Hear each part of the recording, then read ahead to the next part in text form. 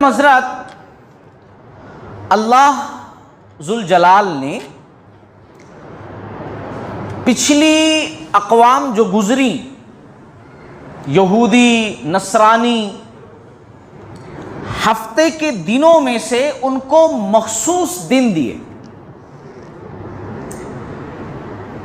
یہودیوں کو ہفتے کا دن دیا، ایک روایت کے مطابق انہوں نے خود پسند کیا کہ مجھے ہفتے والا ہی دن چاہیے، اور نصارہ نے، عیسائیوں نے اتوار کا دن اپنے لیے خاص کیا۔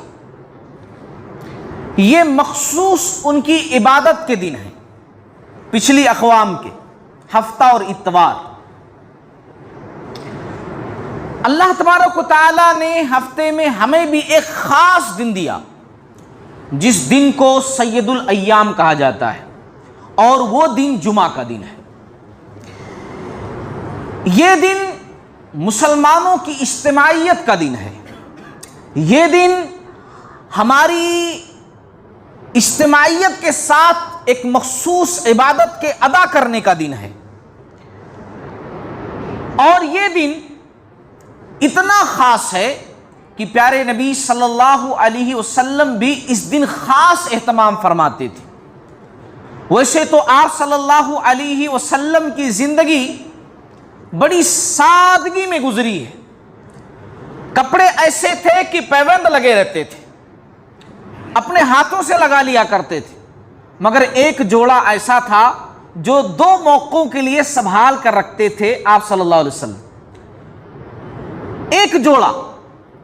اور وہ دو مواقع کون کون سے تھے؟ ایک موقع وہ ہوتا تھا کہ جب وفود آتے تھے، کچھ قبیلے کے لوگ باہر سے آتے تھے، یا کچھ ملنے جلنے والے لوگ باہر سے آتے تھے، تو ان کا استقبال کرنے کے لیے آپ صلی اللہ علیہ وسلم وہ جوڑا پہنتے تھے۔ اور دوسرا وہ موقع ہوتا تھا جب خطبے کے لیے منبر پر ٹھہرتے تھے۔ اتنا اہتمام کرتے تھے جمعہ کا ہمارے پیارے نبی صلی اللہ علیہ وسلم۔ جمعہ کا دن ایسا دن ہے کہ ابن القیم رحمت اللہ علیہ نے کہا کہ جس طریقے سے سال کے 12 مہینوں میں رمضان کے مہینے کو فوقیت حاصل ہے، رمضان کے مہینے کو ہم ایک اہم نگاہ سے دیکھتے ہیں، ایسے ہی ہفتے کے دنوں میں جمعہ کا دن وہی مقام رکھتا ہے، جمعہ کا دن وہی درجہ رکھتا ہے، اور تمہیں وہی مقام دینا چاہیے۔ پیارے نبی صلی اللہ علیہ وسلم کی احادیث ہمیں بتاتی ہیں کہ دنوں میں جو سب سے بہترین دن ہوتا ہے ہفتے میں، جس پر سورج طلوع ہوتا ہے، وہ جمعہ کا دن ہے۔ اتنا خاص دن ہے اور اتنا اہم دن ہے، یہ سید الایام ہے، دنوں کا سردار ہے۔ اس دن میں اللہ تبارک و تعالی نے ہمیں حکم دیا ہے، اور وہ حکم کیا ہے؟ حکم بھی اس نے قرآن مجید کے اندر ایسی سورہ میں دیا ہے جس سورہ کا نام ہی سورۃ الجمعہ ہے۔ جمعہ کا حکم ایک ایسی سورہ کے اندر کہ جس سورہ کا نام ہی سورۃ الجمعہ ہے۔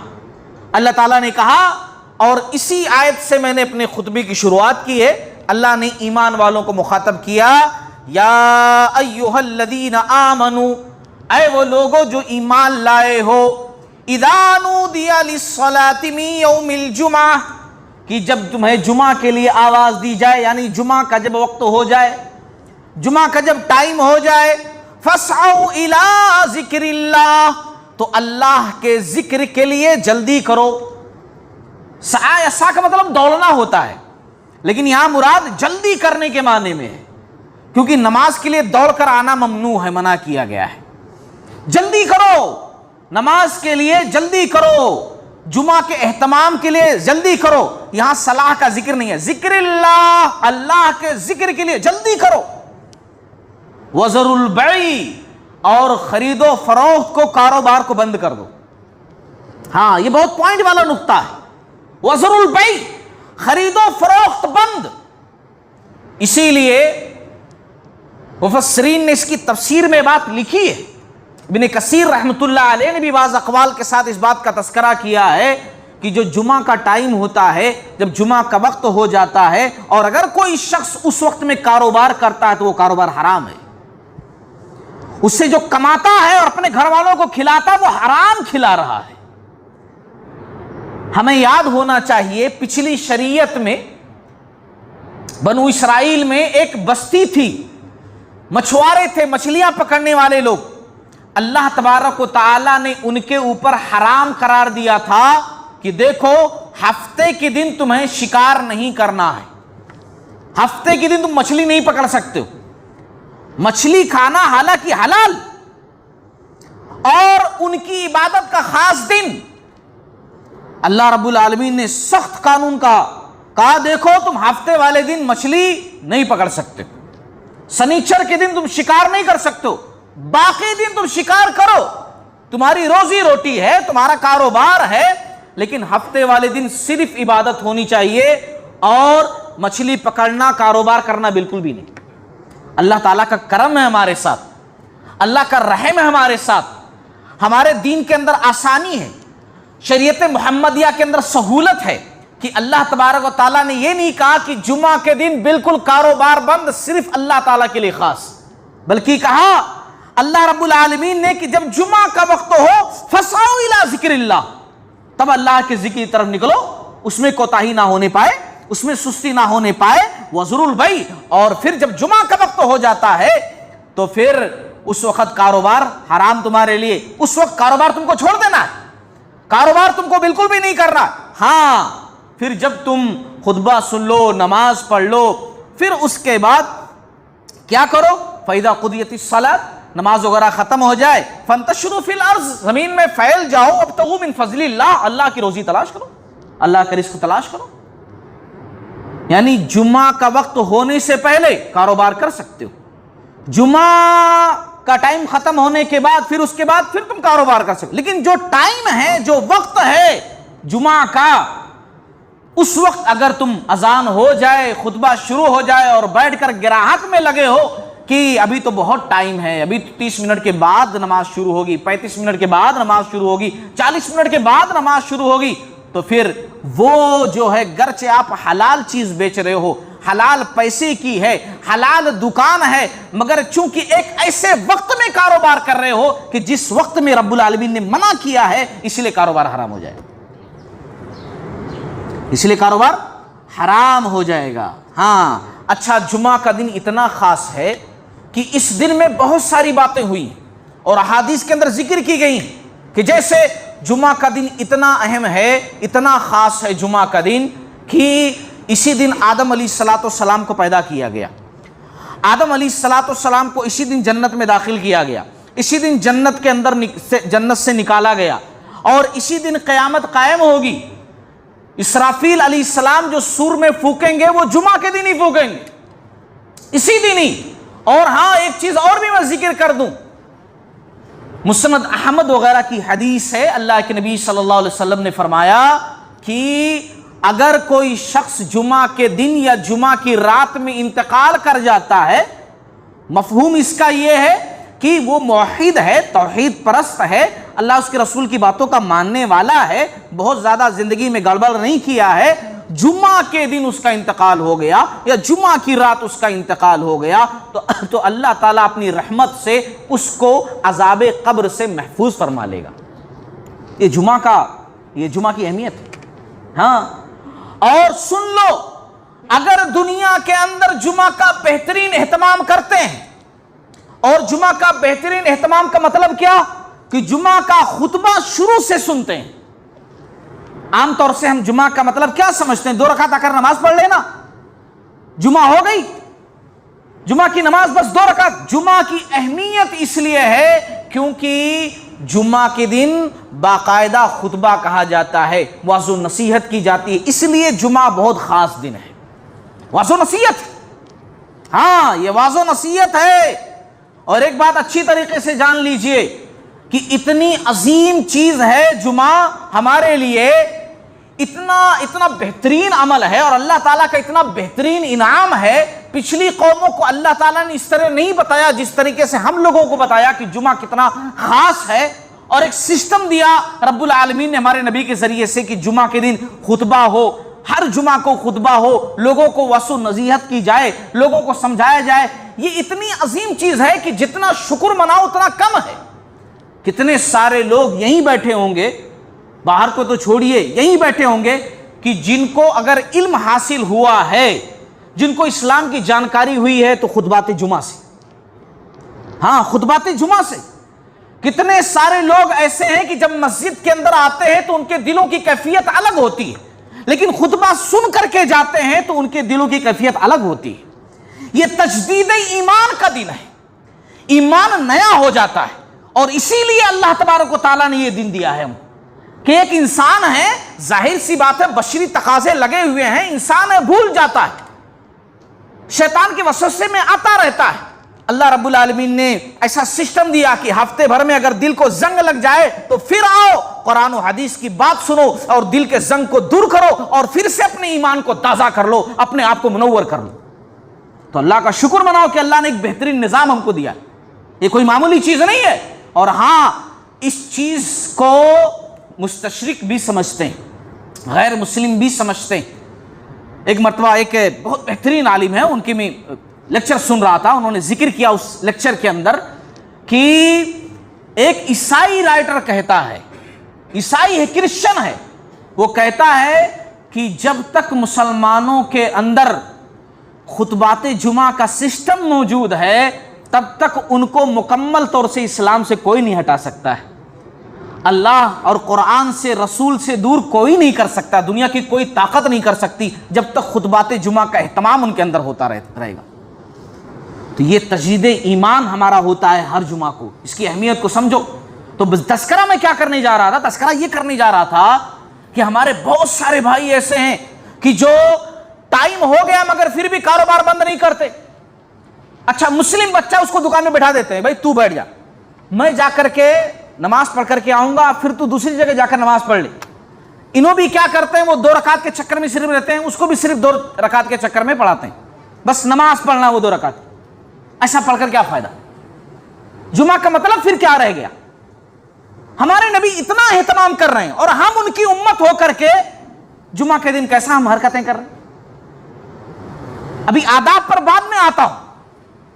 ایک خاص بات بتانا چاہتا ہوں کہ دنیا کے اندر اگر جمعہ کا ٹائم ہو گیا، وقت ہو گیا، شٹر ڈاؤن کر کے، کاروبار چھوڑ کر کے آپ اگر آتے ہو مسجد کے اندر تو اس کا انعام یہ ملے گا کہ احادیث کے اندر ایک روایت ملتی ہے، ایک حدیث ملتی ہے کہ وہاں بازار لگے گا جنتیوں کے لیے. یاد ہے میں نے اس سے پہلے تذکرہ کیا، بازار لگے گا، یوم المزید اس کا تذکرہ آیا ہوا ہے نام. دراصل وہ جمعہ کا ہی دن ہوگا، وہاں جنت کے حساب سے اس کا نام بھی جمعہ کا دن ہوگا.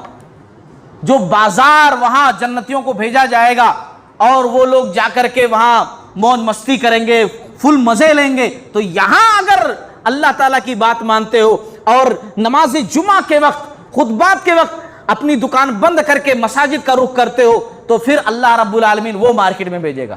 اور اگر اس مارکیٹ کے چکر میں پڑے رہو گے، اللہ کی نافرمانی کرو گے تو وہ مارکیٹ آپ کو نہیں ملے گی. اس مارکیٹ سے محروم ہو جاؤ گے جو جنت کے اندر اللہ رب العالمین عطا کرنے والا ہے. تو میرے عزیزو، مختصراً کچھ فضیلتیں جمعہ کی ذکر کر دوں. جمعہ اتنا خاص دن ہے کہ اگر کوئی شخص اس کو چھوڑے لاپرواہی سے اور 3 جمعہ لگاتار اپنی لاپرواہی سستی سے چھوڑ دے، 3 جمعہ، تو اللہ کے نبی صلی اللہ علیہ وسلم نے کہا کہ اللہ تعالیٰ اس کی دل پر مہر لگا دے گا. مہر کا مطلب یہ ہوگا کہ اچھی بری چیز کی جو صلاحیت ہمارے اندر ہوتی ہے، نیکی اور بدی کو پہچاننے کا جو ملکہ ہمارے اندر ہوتا ہے، اللہ تعالیٰ اس چیز کو چھین لے گا، ہم سے سلب کرے گا اللہ رب العالمین. اس لیے نماز جمعہ چھوڑنے سے باز آ جاؤ اور یہ بھی جان لو کہ نماز جمعہ کم سے کم 1 رکعت پانا ضروری ہے. اگر جمعہ کی نماز کی بات میں کروں نا تو جسے دیگر نمازوں کے اندر اگر سلام پھیرنے سے پہلے کوئی مسجد میں پہنچ جائے، جماعت میں شریک ہو جائے تو اس جماعت کا حصہ وہ بن جاتا ہے نا. سجدے میں اگر آخری رکعت کے سجدے میں آ کر کوئی بندہ پہنچ جائے تب بھی اس کو نماز مل گئی. لیکن جمعہ ایسا نہیں ہے. جمعہ کے لیے کم سے کم مکمل 1 رکعت کا ملنا ضروری ہے.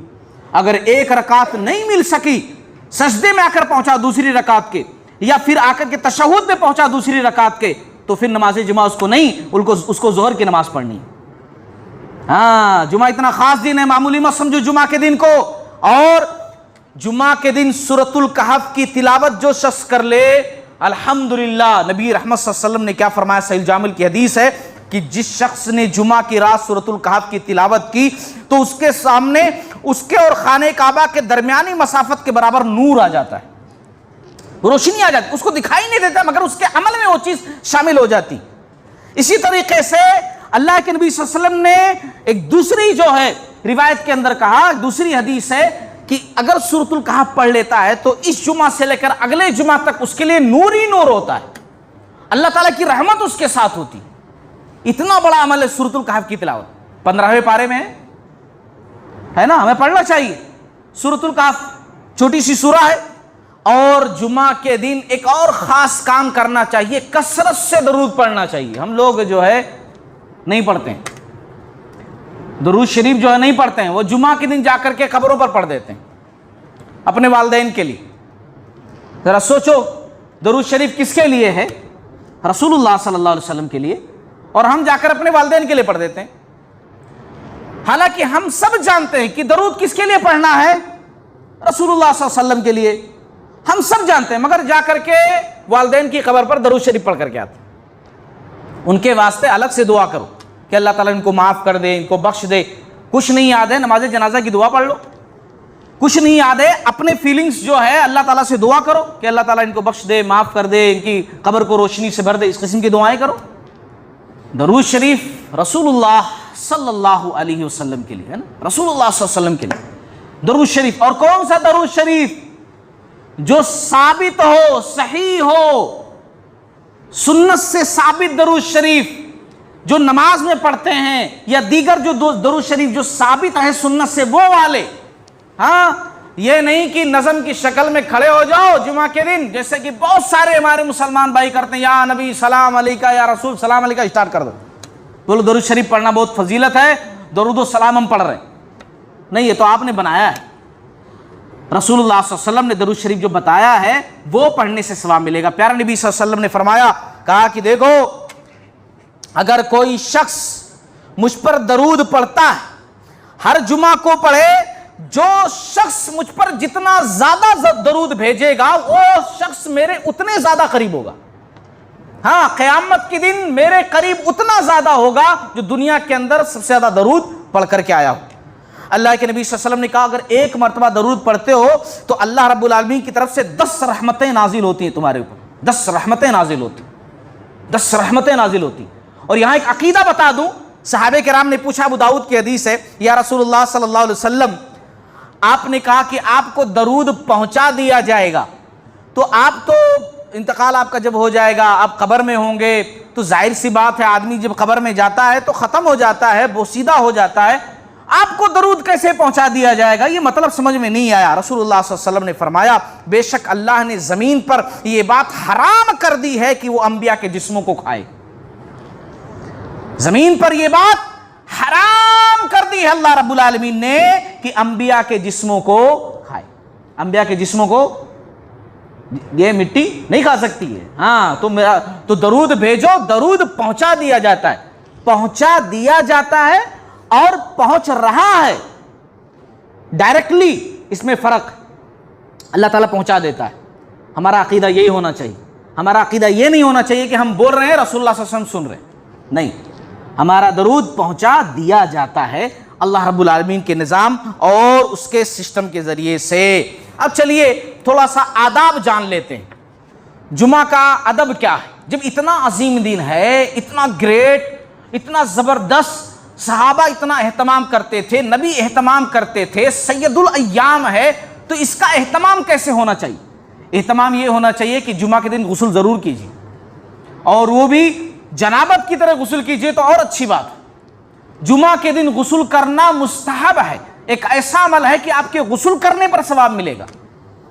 ہاں، ایک بات اور بھی بتا دوں علم کے لیے، شروع میں صحابہ کرام جب مدینہ میں تھے تو جمعہ کے دن غسل کرنا ضروری قرار دیا گیا تھا، اور اس لیے قرار دیا گیا تھا، صحیح بخاری کی حدیث ہے، صحابہ کرام موٹے کپڑے پہنتے تھے شروع میں، بہت غریبی تھی حد سے زیادہ، اونی موٹے کپڑے گرمیوں میں کھیتوں میں کام کرتے، باغوں میں کام کرتے، پسینے سے تربتر اسی میں جذب ہو کر کے بدبو آنے لگتی، اور مسجد بھی ایسی نہیں تھی بھی پنکھے چل رہے ہوں، بڑی بڑی کھڑکیاں ہوں، ہواؤں کا انتظام ہو، ہے نا، ہمارے پاس جیسے ہوتا ہے کہ بڑی گرمی لگتی ہے، ایسا کوئی انتظام بھی نہیں تھا۔ مسجد میں پہنچتے جمعہ کے دن تو ایک دوسرے کے جسم کے بدبو سے مسجد کے اندر بدبو پھیل جاتی۔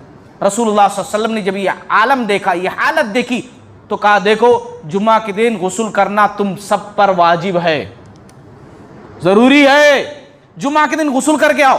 لیکن اس کے بعد پھر دھیرے دھیرے حالات سدھرے، کپڑے تھوڑے اچھے ہونے لگے، تب کہہ دیا گیا مستحب، یعنی پاک صاف ہونا ضروری ہے، اگر کر کے آتے ہو تو اولا ہے، افضل ہے، بہتر ہے، بہت بہترین چیز ہے جمعہ کے دن غسل کر کے آنا۔ اچھا غسل کیے، خوشبو بھی لگانا، ہاں پیارے نبی صلی اللہ علیہ وسلم نے خاص طور سے تاکید کی، وہ غسل کیے ہیں تو خوشبو بھی لگانا، خوشبو وغیرہ لگا کر کے، اور پھر اس کے ساتھ ساتھ اللہ کے نبی صلی اللہ علیہ وسلم نے فرمایا کہ بھئی وقت سے پہلے مسجد کے اندر آنا، وقت سے پہلے آنا، ہاں جمعہ کے دن جمعہ کا خطبہ شروع ہونے سے پہلے آنا۔ افسوس تو اسی پر ہے نا، ہمارے کتنے بھائی یہاں بیٹھے ہوئے ہیں، برا مت مانو اس بات کو، بڑی عجیب سی چیز ہے کہ ہم مسلمان ہیں مگر پھر بھی ہماری حرکتیں پتہ نہیں کیوں نہیں صحیح ہوتی، بار بار سنتے رہتے ہیں، حالات دنیا کے دیکھ ہی رہے ہیں، پریشانیاں ہیں، پکارتے بھی رہتے ہیں، مگر رہیں گے ویسے ہی، سدھریں گے نہیں ہم۔ ابھی میں نے جو لوگ بعد میں آئے ہیں ان کے لیے کہہ دے رہا ہوں، ابھی میں نے باقاعدہ بتایا کہ دیکھو جمعہ کے وقت اگر آپ کاروبار کر رہے ہو تو کاروبار حرام ہے، یہ بات جان لو۔ جمعہ کے وقت اگر کاروبار کر رہے ہو، خطبے کے وقت، وہ جمعہ کی 2 رکعت کی بات نہیں کر رہا ہوں میں کہ 2 رکعت نماز، جمعہ کی اہمیت اس لیے اس کے خطبے کی وجہ سے، خطبے کا ٹائم شروع ہوا اور جمعہ ختم ہونے تک، نماز ختم ہونے تک، اس ٹائم میں کاروبار نہیں کر سکتے، دکانیں بند، اس وقت مسجد میں ہونا چاہیے، اس سے پہلے، وقت سے پہلے مسجد کے اندر آنا ہے، اور آنے کا الگ ثواب ہے۔ ہاں سنو، ثواب تو سنو، ہر گیٹ پر فرشتے ٹھہرے رہتے ہیں رجسٹر لے کر کے، اللہ تعالیٰ کی طرف سے رجسٹر لے کر ٹھہرے رہتے ہیں، اور جو لوگ آتے ہیں نا، پہلے آئے، جیسے 20 لوگ 10 لوگ پہلے آئے، بالکل فرشتوں کی لسٹ کے حساب سے پہلے آئے، تو ان کو اول مقام پر رکھا جاتا ہے، فرسٹ، اور ان کو ثواب ملتا ہے کس کا؟ اونٹ صدقہ کرنے کا ثواب۔ سوچو، انہوں نے کوئی قربانی نہ دی مگر ثواب اللہ تعالیٰ کے پاس لکھ دیا گیا کہ اونٹ قربان کرنے کا ثواب مل گیا۔ اس کے بعد جب آئے تو سمجھ لیجئے کہ بیل، بڑا جانور، اس کے بعد جو لوگ آئے سیکنڈ، تھرڈ جو لوگ آئے تو میڈے کی قربانی کرنے کا ثواب ان کو مل گیا، فورتھ جو لوگ آئے مرغی، اور ففتھ جو لوگ آئے وہ انڈا صدقہ کرنے کا ثواب۔ اور جب اذان شروع ہو جاتی ہے، خطیب منبر پر بیٹھ جاتا ہے، اذان شروع ہو گئی تو وہ فرشتے رجسٹر بند کر کے آ جاتے ہیں خطبہ سننے کے لیے۔ ہاں یہاں فرشتے بھی بیٹھے ہوئے ہیں جو خطبہ سن رہے ہیں، یہاں فرشتے بھی ہیں، یہ رسول اللہ صلی اللہ علیہ وسلم کی حدیث ہے، خطبہ سنتے ہیں اور اندر آ جاتے ہیں۔ اب سوچو کتنا بدنصیب ہے وہ شخص، کتنا بدنصیب ہے وہ مسلمان، کتنا اچھا چانس ملا اس رجسٹر میں اپنا نام درج کرانے کا، اپنا نام لکھوانے کا، مگر وہ جان بوجھ کر کے اپنا نام نہیں لکھوا رہا ہے۔ وہ سوچتا ہے کہ میں جنت میں ضرور جاؤں گا، بخشش تو میری ہو ہی جائے گی، قبر کے عذاب سے تو میں بچ ہی جاؤں گا، اتنا بہترین موقع ملا اور وہ گوا دیتا ہے۔ پھر بھی سب اچھا ہی سوچتا ہے۔ اچھا سوچنے سے سب کچھ اچھا نہیں ہوتا ہے، اچھا کرنا بھی پڑتا ہے۔ صرف اچھا سوچنے سے اگر سب کچھ اچھا ہو جائے تو بہت لوگ سوچنے والے ہیں، ہمیں اور آپ ہی نہیں ہیں۔ اس بات کو سمجھ لیجئے کہ وقت سے پہلے آئیے۔ اس کے ساتھ ساتھ ایک بات میں سناؤں، ایک واقعہ سناؤں، آپ لوگوں کا دل دہل جائے گا۔ عمر رضی اللہ تعالیٰ عنہ سے منبر پر کھڑے ہوئے ہیں، خطبہ شروع کیے، سوچو کون، وہ منظر یاد کرو، مسجد نبوی ہے، عمر رضی اللہ تعالیٰ منبر پر کھڑے ہوئے، خطبہ شروع کیا. خطبہ شروع ہوتے ہی عثمان غنی رضی اللہ تعالیٰ عنہ مسجد میں داخل ہوئے. کون؟ عثمان غنی رضی اللہ تعالیٰ عنہ، وہ شخصیت کہ رسول اللہ صلی اللہ علیہ وسلم نے ان کو کئی مرتبہ جنت کی بشارت دی کہ میرے عثمان جنتی ہیں. پھر بھی خطبہ روک کر کے عمر رضی اللہ تعالیٰ عنہ نے کہا کہ عثمان خطبہ شروع ہونے کے بعد کیسے آ رہے ہیں؟ سوچ رہے ہیں آپ؟ خطبہ شروع ہو گیا ہے، اب پہنچ رہے ہو.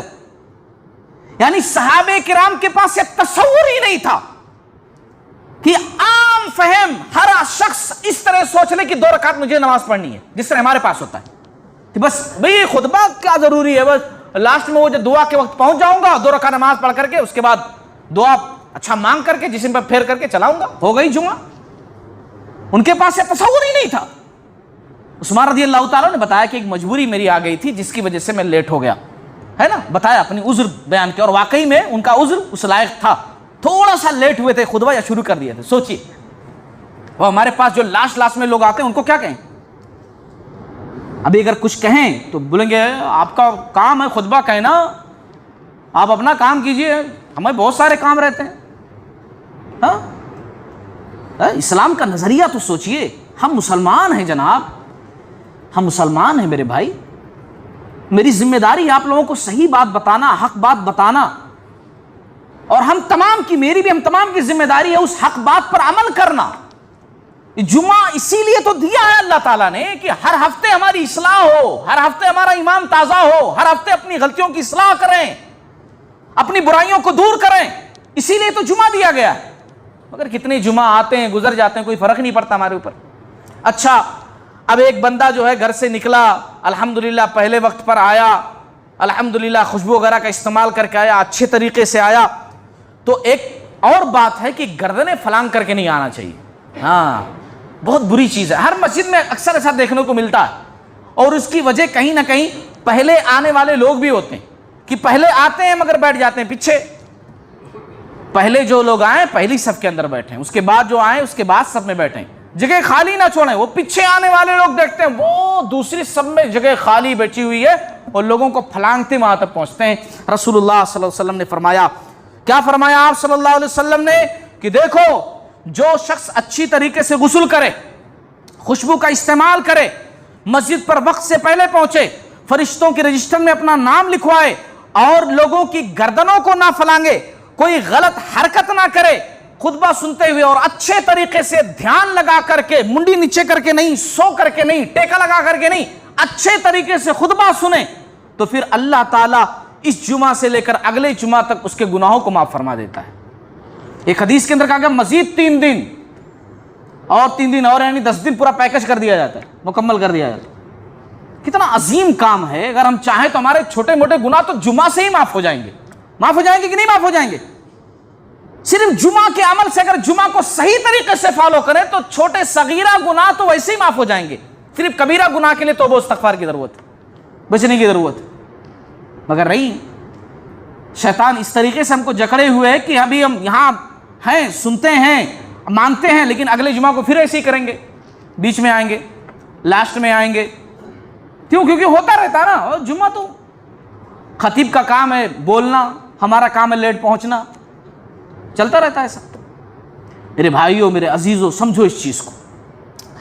اسی طریقے سے مسجد کے اندر جب بندہ آئے تو اگر ٹائم بہت زیادہ ہے تو انلمیٹڈ کتنی رکعتیں پڑھنا چاہے پڑھ سکتا ہے، کتنی بھی رکعت پڑھنا چاہے پڑھ سکتا ہے. ہاں، کیونکہ اذان سے پہلے کوئی بھی سنت نہیں ہے، نفل ہے، نفل.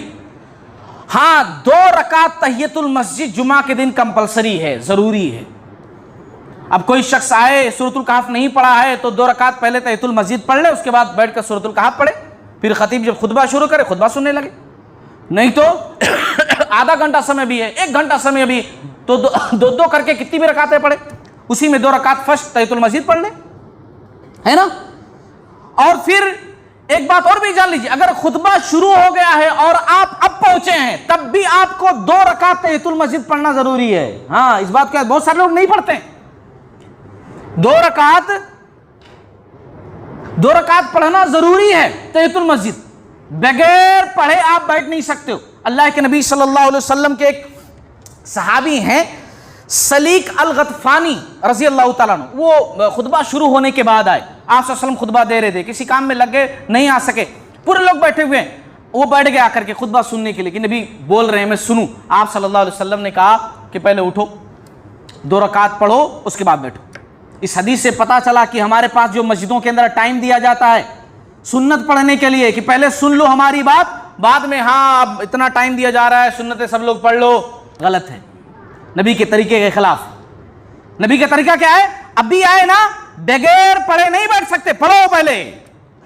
اور جس روایت کے اندر یہ بات ہے کہ رسول اللہ صلی اللہ علیہ وسلم خاموش تھے جتنا سمے وہ پڑھ رہے تھے، آپ صلی اللہ علیہ وسلم خطبہ روکے ہوئے تھے، وہ روایت سند کے لحاظ سے ضعیف ہے، یہ بھی جان لیجئے، سندن وہ روایت ضعیف ہے، قابل قبول نہیں ہے۔ تو بات کو آگے بڑھاتے ہیں۔ قصہ مختصر یہ کہ آدمی تحیۃ المسجد پڑھ لیا، اب اس کو خطبہ سننا ہے، خطبہ بڑا غور سے سننا ہے، خطبے کے دوران کوئی بھی لغو حرکت نہیں کرنی ہے، خطبے کے دوران اذکار بھی نہیں پڑھنا ہے، خطبے پر پورا دھیان دینا ہے۔ کوئی آدمی یہ کہے کہ نہیں جمعہ کا دن ہے میں سبحان اللہ الحمدللہ لا الہ الا اللہ اللہ اکبر بیٹھ کر کے پڑھتا رہوں، خطبہ تو انہوں کہہ ہی رہے ہیں ادھر سنتا رہوں گا ادھر پڑھتا رہوں گا، تو نہیں، ایسا نہیں کر سکتا۔ ہاں خطبہ سننا ہے اور غور سے سننا ہے، لغو حرکت نہیں کرنی۔ اگر مجھے معلوم ہوا ہے، ہمارے بعض احباب نے ذکر کیا کہ ہمارے نیچے، میں صاف کہہ رہا ہوں، نیچے کچھ لوگ ایسے ہیں خطبہ ہو رہا ہوتا ہے بات کر رہے ہوتے، بڑے بڑے لوگ ہیں، بچے نہیں ہیں، معصوم چھوٹے چھوٹے بچے نہیں ہیں کہ بھئی بچے اگر حرکت کریں تو چھوڑو، بچے ہیں، بڑے لوگ بیٹھ کر کے باتیں کر رہے ہوتے۔ کتنے سارے لوگ ایسے ہوتے ہیں جمعہ کا دن ہے خطبہ شروع ہو گیا ہے اشارے کر رہے ہیں، اچھے ہیں خیریت سے ہیں، اس میں پورے خیریت پوچھے جا رہے ہیں، فون آیا اٹھا کر باہر چلے آتے ہیں ریسیو کرنے کے لیے۔ جمعہ کا دن ہے نا، تجدید ایمان کا دن ہے، کیا سمجھ رکھا ہے ہم نے جمعہ کے دن کو؟ نبی جس دن کو اتنی اہمیت دیتے ہوں اس دن کا مقام ہمارے پاس یہ ہے، ہم نے سمجھا ہی نہیں دراصل جمعہ کی اہمیت کو۔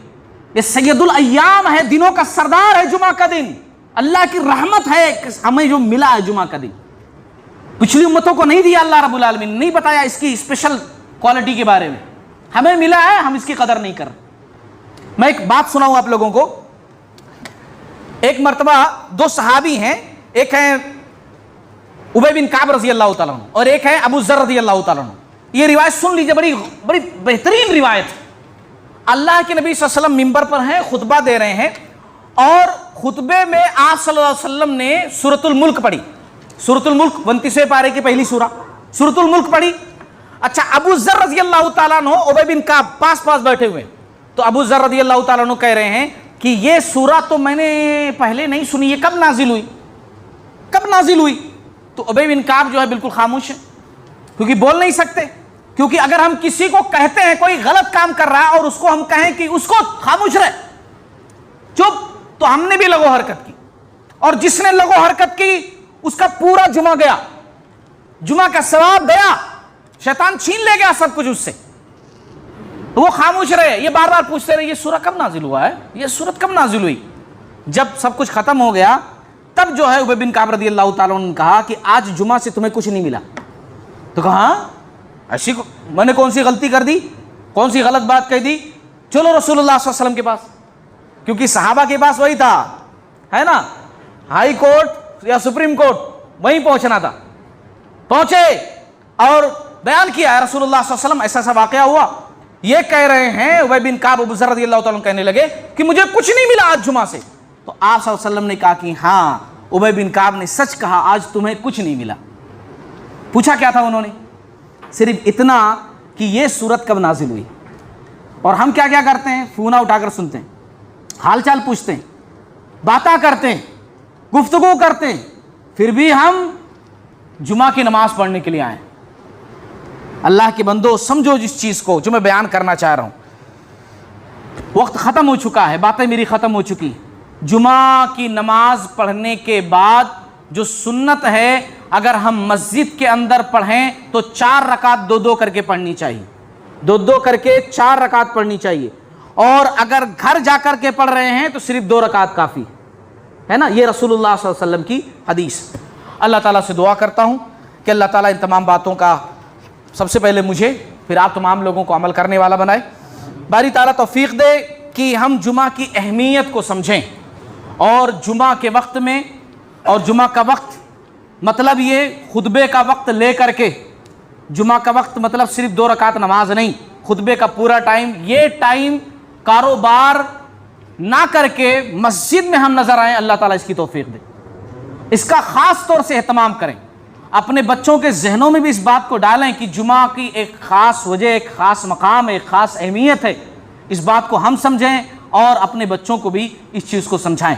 باری تعالیٰ ہمیں شریعت کے مطابق زندگی گزارنے والا بنائے، باری تعالیٰ ہمارے اچھے کاموں کو قبول فرمائے، ہر برے کام سے اللہ تعالیٰ محفوظ فرمائے، ہمیں مل جل کر رہنے والا بنائے، ہمارے دلوں کی گندگیوں کو اللہ تعالیٰ صاف فرمائے۔ اللہ رب العالمین ہمیں دنیا اور آخرت دونوں جہان کی کامیابی عنایت فرمائے، آمین۔ وآخر دعوانا ان الحمدللہ رب